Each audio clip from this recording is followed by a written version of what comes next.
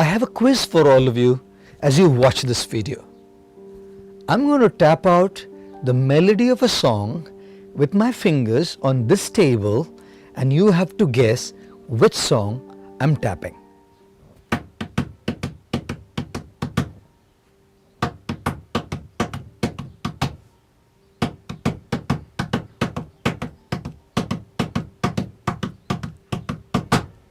Guess? You may or may not have guessed the song, but I'm sure you're all wondering, what's wrong with this man? Authors Chip and Dan Heath wrote an article for Harvard Business Review called The Curse of Knowledge, based on an experiment conducted at Stanford University in the year 1990. Elizabeth Newton, a psychology student, conducted this very interesting experiment for her PhD dissertation. She called it Tappers and Listeners Experiment. She invited some of her friends and peers in college to be a part of the experiment. Each student was to play one of the two roles, a tapper or a listener.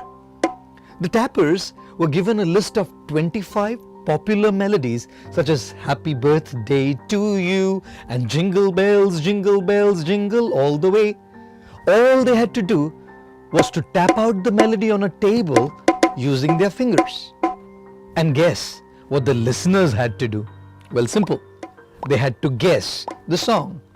And you might have guessed by now that this was not an easy task at all.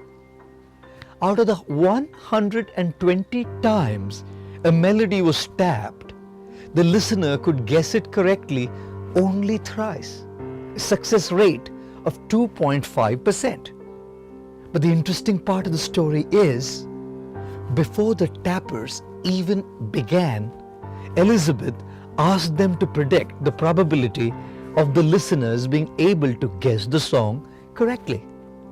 And what do you think the tappers predicted? A 50% chance that they would be able to get the listeners to guess the melody correctly. Although their idea was that they would be able to get the listeners to guess the melody correctly 1 out of 2 times, the reality was that the listeners could guess the melody once in 40 attempts. Well, here's what's happening. The tapper knows the melody well. It's clearly playing in his head. Therefore, when the fingers are tapping the melody, they're in perfect sync with what's playing in his head. And he's just not able to figure out why the listener cannot guess such a simple melody. And what about the listener?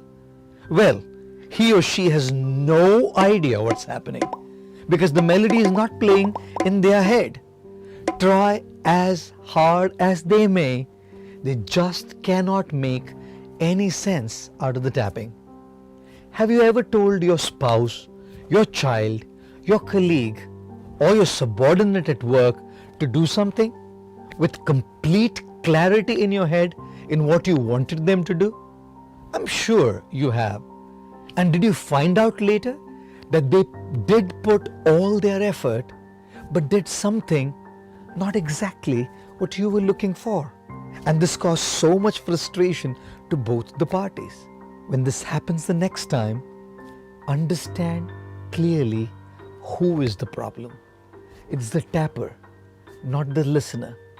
Because you as the tapper have it clear in your head, and you assume that it will be clear to your listener, your spouse, your child, your colleague, your friend as well. But that's not true at all. And remember, what's obvious to you may not be obvious to the person who's listening to you. When the listener says he or she cannot understand what you're saying, don't lose your temper. Don't get irritated. Try to be more specific, more detailed. Check if they got the point and are on the same page. If not, clarify until They get the point clearly well. Don't fall into the trap of assumptions. And by the way, which song did I tap at the beginning of the video? Well, I'll leave it for all of you to guess. Thank you.